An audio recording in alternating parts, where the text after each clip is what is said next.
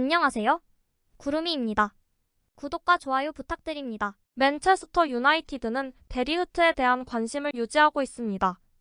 맨체스터 유나이티드는 데리 흐트의 잠재적 이적에 대한 내부 논의를 시작했습니다. 24살 데리 흐트가 명단에 오른 이유는 텐 하그 감독 때문입니다. 에릭 텐 하그는 상황을 주시하고 있었고 데리 흐트에 대한 유나이티드의 기대 가격은 약 5천만 유로입니다. 메뉴에서는 아직 구체적인 움직임이 나오지 않았습니다. 클럽은 데리 흐트가 여름에 바이에른을 떠날 가능성에 대해 더 많은 정보를 수집하는 과정에 있습니다. 데리 흐트는 바이에른을 떠날 수 있지만 아직 100% 떠난 것은 아닙니다. 그는 유로 이후 클럽과 대화를 나눌 예정입니다. 데리 흐트의 에이전트는 아스널, 첼시, 리버풀, 맨체스터 유나이티드에 연락한 것으로 알려졌습니다.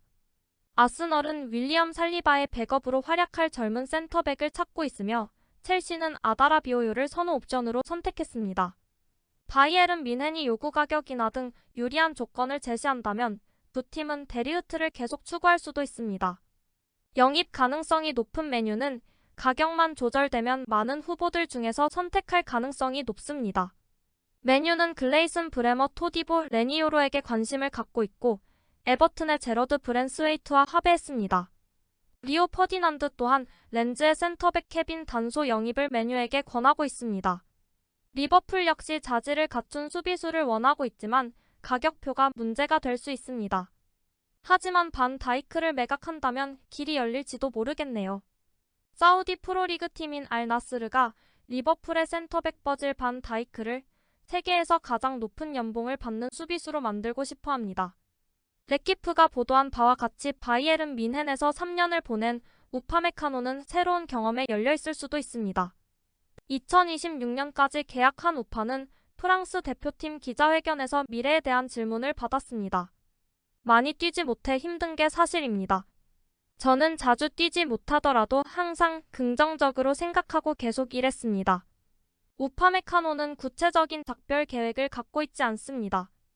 그러나 에이전트 무사시 소코는 다른 팀을 알아보고 있으며 레키프에 따르면 우파는 프리미어 리그로의 이적에 관심이 있습니다. 그리고 첼시의 리스트에는 우파메카노가 있습니다. 바이에른은 알폰소 데이비스와의 계약 협상이 정체 상태임에도 여유를 갖고 있었습니다. 바이에른은 이토 히로키로 해당 포지션을 커버할 수 있고 게레이로도 스쿼드에 포함되어 있기 때문입니다. 클럽은 데이비스의 현재 요구사항을 충족할 의사가 없으며 요구사항을 낮추지 않으면 판매할 생각이었습니다. 레알 마드리드는 여전히 관심을 갖고 있지만 데이비스에게 바이에른이 현재 제안하는 것보다 더 많은 금액을 지불하지 않을 것이란 보도가 많습니다. 계약의 마지막 해에 들어가는 것은 바이에른이 선호하는 시나리오는 아니었지만 오늘 새벽 바이에른은 계약 마지막 해에 알폰소 데이비스와 함께 하기로 결정했고 1년 후 자유계약으로 떠날 수도 있는 위험을 감수했습니다. 데이비스의 요구는 여전히 너무 높습니다. 구단은 시즌 중에 계약 연장이 가능한지 확인할 예정입니다. 바이에른은 화요일에 주앙 파리냐에 대한 입찰을 개선했습니다. 새로운 제한 금액은 4천만 유로에서 4,500만 유로 사이입니다. 하지만 풀럼은 협상에 여전히 강경한 입장입니다.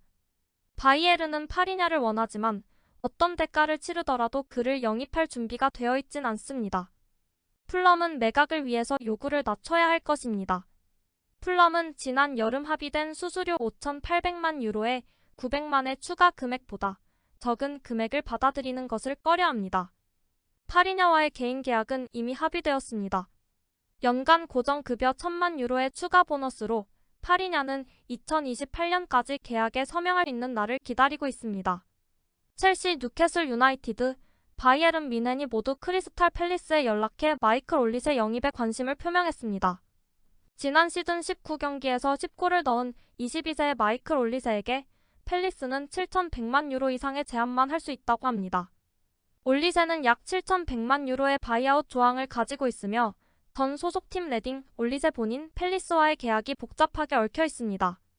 또한 바이아웃 조항은 챔피언스 리그에 참가할 자격이 있는 클럽들에 의해서만 발동될 수 있습니다. 바이에른이 마음먹기에 따라 첼시와 뉴캐슬은 기회가 없을 수도 있습니다. 바이에른은 알렉산다르 파블로비치와 요시프 스타니시치에게 각각 새로운 5년 계약을 제시하고 싶어 합니다. 두 선수 모두 클럽 아카데미 출신으로 클럽의 미래 철학에 부합합니다. 빈센트 콤파니는 두 선수를 포함한 스쿼드를 계획하고 있습니다. 바이에른은 새로운 선수가 합류할 예정이므로 그에 대한 예상 스쿼드가 나오고 있는데 김민재가 후보로 분류되고 있습니다. 공격엔 해리케인, 미드필더엔 크리스 필이, 다말 무시알라, 르로이 사네, 알렉산다르 파블로비치 주앙 파리냐 측면 수비에 알폰소 데이비스, 보슈아 키미, 키퍼엔 마누엘 노이어입니다. 센터백 포지션은 조나단 타와 이토 히로키를 넣어놨습니다.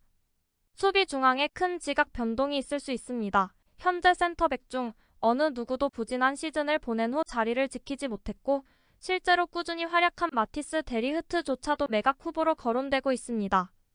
바이에른이 이미 합의에 도달한 것으로 알려진 조나단 타는 레버쿠젠에서 강력한 우승 시즌을 보낸 후 새로운 센터백이 될 것으로 보입니다.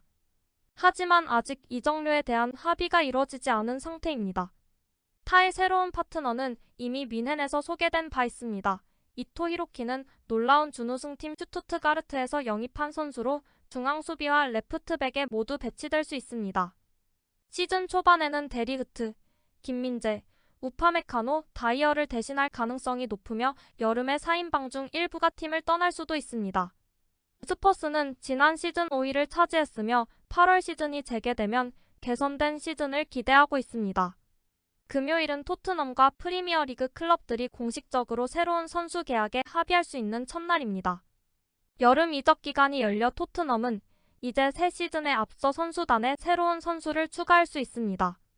그러나 스퍼스는 다음 달까지 거래를 발표하기 전에 기다려야 할 수도 있습니다. 이는 북런던 클럽이 다음 시즌을 앞두고 준수해야 할 재정 규정 때문입니다. 회계 연도는 공식적으로 6월 30일에 종료되며 이는 일반적으로 플레이어의 계약이 만료되는 날이기도 합니다. 재정적 페어플레이 및 이익과 지속 가능성 규칙으로 인해 스퍼스는 6월 30일 이후로 새로운 영입 발표를 연기해야 합니다.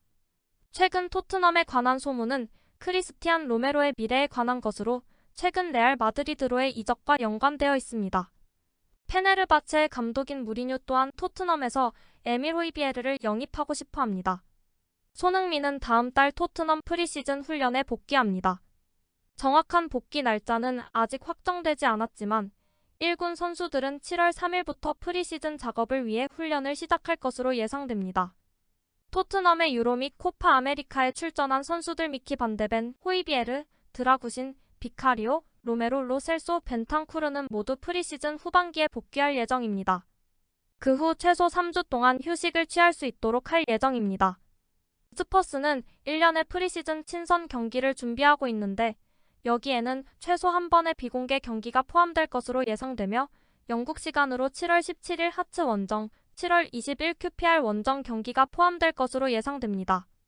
그 후 도쿄에서 7월 27일에 비셀 코베, 7월 31일 K리그 올스타즈 팀, 8월 3일에 바이에른 뮌헨과의 경기를 가질 예정입니다. 그리고 8월 10일 토트넘은 바이에른과 비지트 몰타컵에서 다시 한번 맞붙습니다. 이 경기에서 해리케인과 에릭 다이어가 뮌헨으로 떠난 이후 처음으로 방문하는 것을 기념할 예정입니다. 프리미어리그 시즌은 8월 17일 주말에 시작되며 새로운 시즌의 경기 일정은 다음 주 6월 18일 오전 9시에 공개됩니다. 구독과 좋아요는 제작하는 데 큰 힘이 됩니다. 감사합니다. 다음에 또 보아요.